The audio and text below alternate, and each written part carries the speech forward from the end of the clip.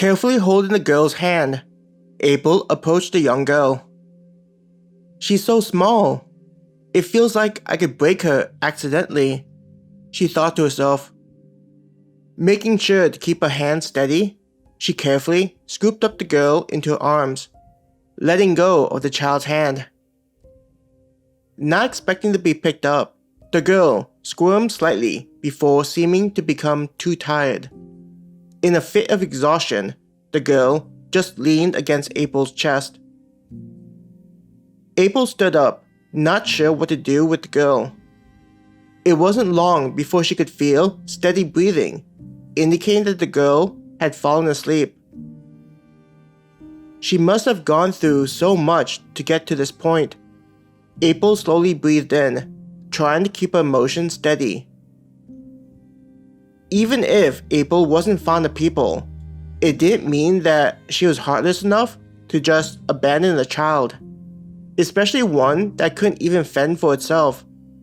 She knew that if she would have left it alone, it may not have been long until the girl would have slumped onto the grass and slipped into the next life. April tried to put her thoughts together as she stood in the field, holding the sleeping girl. "I don't think this girl has much time left, so I need to get some nourishment into her." She slowly looked around to try and figure out where she could go. Since there weren't any towns or cities close by, it wasn't an option to try and locate food for the kid.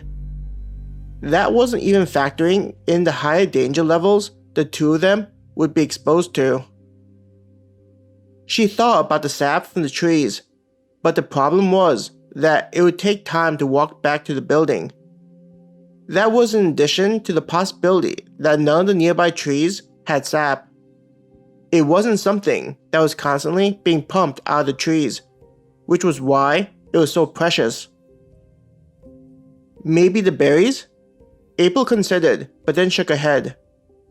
The bush may react to her, and then there's the scent.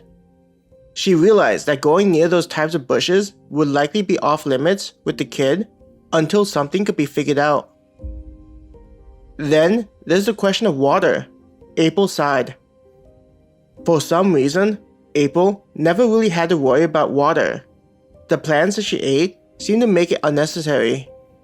Though if she did spot water, then she'd drink it. But it had been some time since she had consumed any water. Being in a field, it wasn't likely that she was going to run across a stream, though it was possible. But considering the condition that the girl was in, she didn't want to risk taking too much time. She walked while holding the child and considered various options, many of them not available for her at the moment, and not realistic while carrying the girl.